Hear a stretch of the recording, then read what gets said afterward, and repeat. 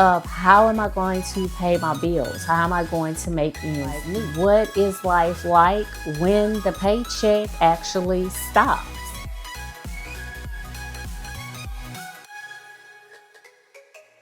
So we know a paycheck gives us stability. A paycheck helps us to pay our bills. That's where that stability comes from. You know, like clockwork, that you're going to get paid on the 1st and the 15th, or the 15th and the 30th, or you get paid once a month on the 30th. You know that you have retirement. Like, there are things in place that you know that you have. You have medical benefits, you have life insurance, like all of these things that you may have taken for granted. Now, when you're unemployed, they're gone. Like, there is no stability. That is the first thing that goes. And when you find yourself unemployed, there's this reality of we struggle emotionally. There is this big struggle that takes place internally of how am I going to pay my bills? How am I going to make ends meet? And on top of that, let's add the economy that we're in. Like, hello, have you seen this economy lately? And no one's really checking for people once we reach a certain age. So, on top of being unemployed, not having health benefits, not knowing how you're going to pay your bills, then it becomes you're sending out all of these applications and resumes, and only to get rejection letters or emails like the one I received last week, that in the subject line it said application rejected. Like, well, damn, just tell me that you don't want me in the subject line. Like, hey, why do I even have to open the email? And I think we don't talk about these things enough. We don't talk about the realities of being unemployed in midlife. Like, what is life like when the paycheck stops? Sometimes you have moments where you feel hopeless. Like, how am I going to make all of this work? How am I going to survive? Like, how am I going to pay the electric bill? How am I going to pay the water bill? How am I going to put gas in my car if I get called in to come and do an interview? Like, these are realities that I'm talking about. For me, one way that I have pushed through all of this, one of my realities of being unemployed is leaning into the gifts and talents that I've always had. That regardless of if I have a job or not, these gifts and talents are always going to remain with me. One of my gifts and talents is writing. So at the beginning of this month, I was actually launching my 4th and final anthology. It's actually the 3rd book in a series that I have that talks about toxic workplaces and how it impacts the women of color who work in these toxic workplaces. And so pushing through that, actually being able to make a small profit from that to help me pay like my house note. Wasn't a lot, but it was a means to end to help me to pay at least a bill. I think sometimes it's easy for us to get caught up in the, oh my goodness, like, the overwhelm of it all. And that can lead into anxiety. That also can lead into depression. And when you find yourself on that hamster wheel or constantly spinning in that cycle, it becomes real easy to forget about what are your gifts, what are your talents, what can you lean into in this moment to help you to survive where you are right now. Being a creative, even though my background is in behavioral sciences and social sciences, social services, being in the field of academics, being a former professor, one of my talents is being an artist, being a creative. Writing is an art. Writing is creative. And so really sitting down with that, especially after I watched a video on YouTube last week that talked about starting a soul business.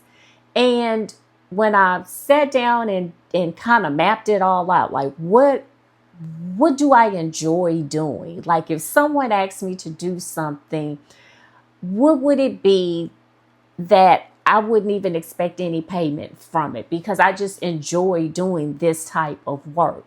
And for me, that everything that came back fell into the category of creative arts.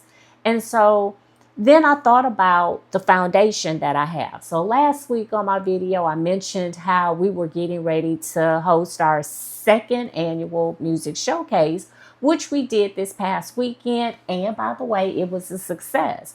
But when I stopped to look at the work that I do with the foundation that I started in 2023, I realized that that's a part of me leaning into my creative side. And even though I don't generate any income from it, all of the money that the foundation makes, we give it back to like young adult artists and adolescent artists in the community to help them to sustain their craft, to, whatever situation that they're going through, by equipment or whatever. And so we do that through the music showcase, which also allows them a platform to be seen and to be heard. And when I stopped and I thought about it, I was like, wow, that's me leaning into my creativeness. That's me looking at what are my gifts and talents, and that's one of them. But also with that is all of the stuff that I've learned working in the field of social services for over 30 years, being a behavioral scientist, having to do stuff like fundraising for nonprofits, working with the board of directors. Like those are things that I have to do with the foundation.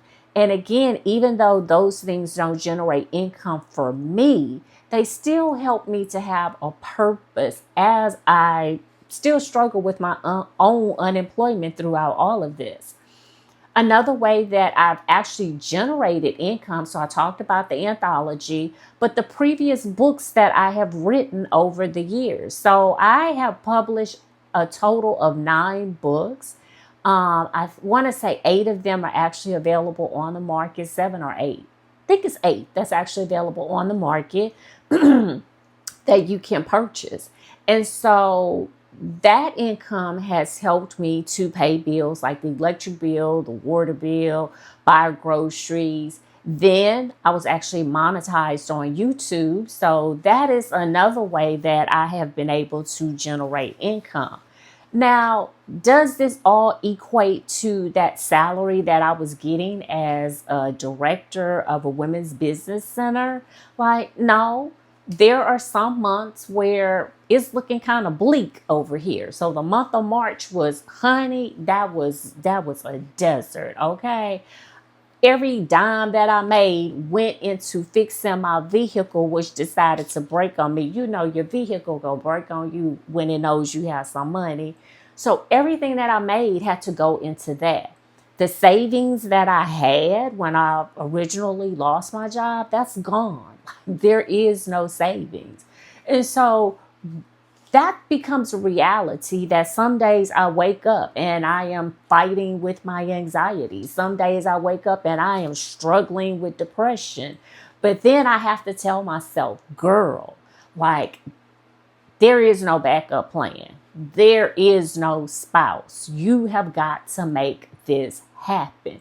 And so that means that even while I'm pushing through the emotional struggles that I'm facing, I still have to figure out, how am I going to generate income that day? How am I going to generate income that week? And so that means that one of the realities of being unemployed is that you have to have a game plan. Like, you have to sit down and strategize. How can you generate income for your household? How can you sustain yourself? But we know that unemployment is not going to cover all of your expenses. It is only a fraction of what you would have made as a full-time employee. So that becomes a stressor of, how am I going to make all of this stuff make sense around me? How am I going to pay my bills? How am I going to survive? That is a reality that we don't talk about with unemployment.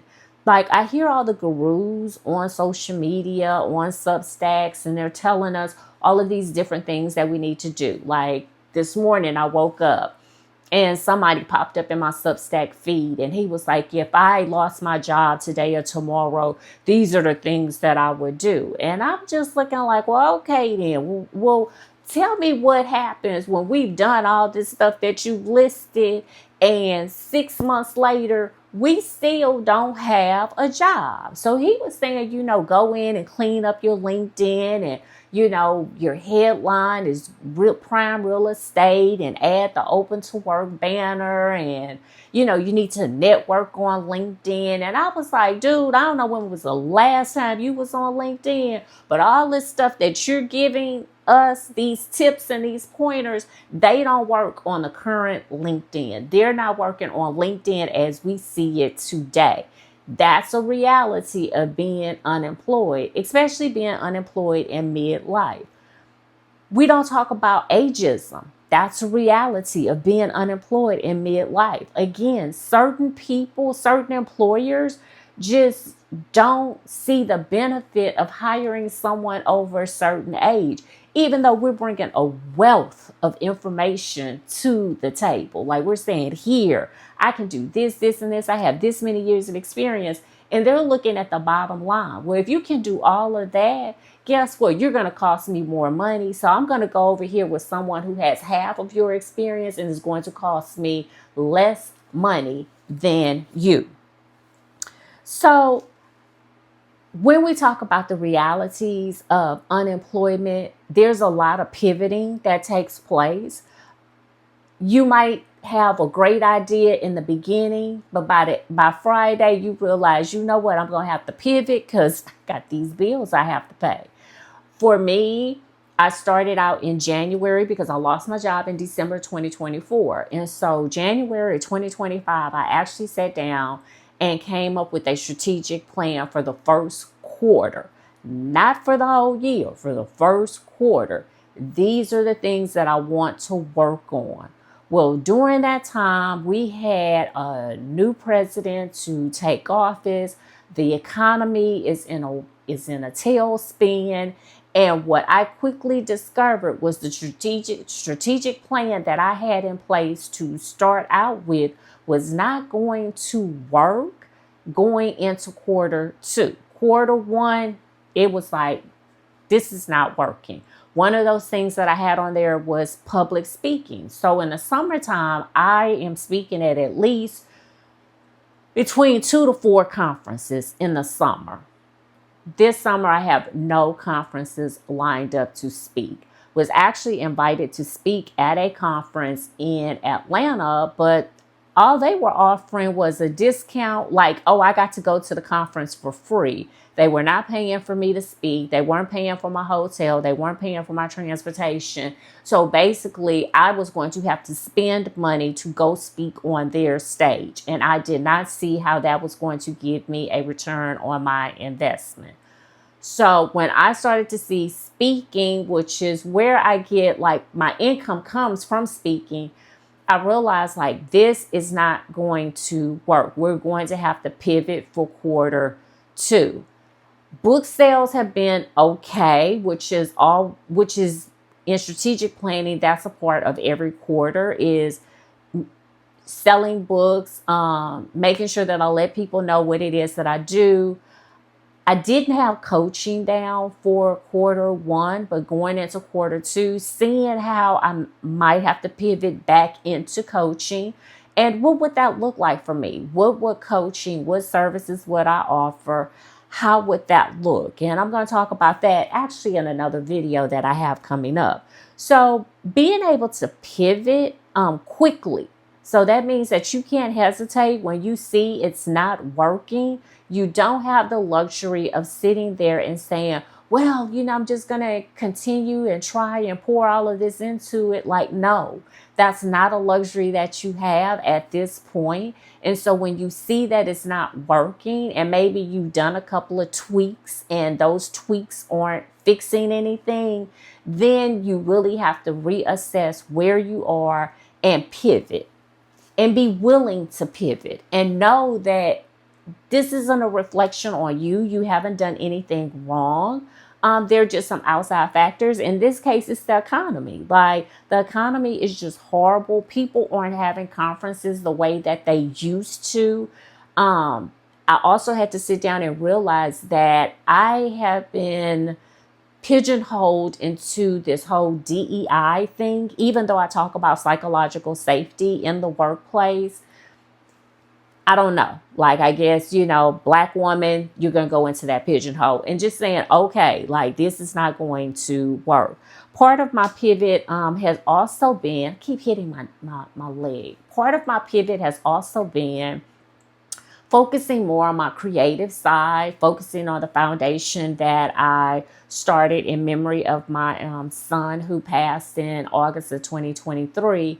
And so that has been fulfilling for me. That has really kept the depression and the anxiety at a bay and really allowed me to lean into my other gifts and talents of fundraising, working with a board of director. And even though I'm not making any money directly, it gives me purpose. It gives me hope because I'm actually having an opportunity to pour into other people. And again, sometimes our realities and unemployment is that we might be doing things that we're not being paid to do, but it still gives us that opportunity to have some fulfillment, to have some hope. Part of my other pivoting has been YouTube. And so I finally became monetized on YouTube actually in quarter one. Wrapping up quarter one was when I became monetized on YouTube. Going into quarter two, quickly realizing that first check that I got from YouTube was just like, yeah, nah, that's not how all of your checks are going to look. So received like over 400 and some dollars in March. In April, didn't reach the threshold to actually get paid from YouTube, from my AdSense accounts.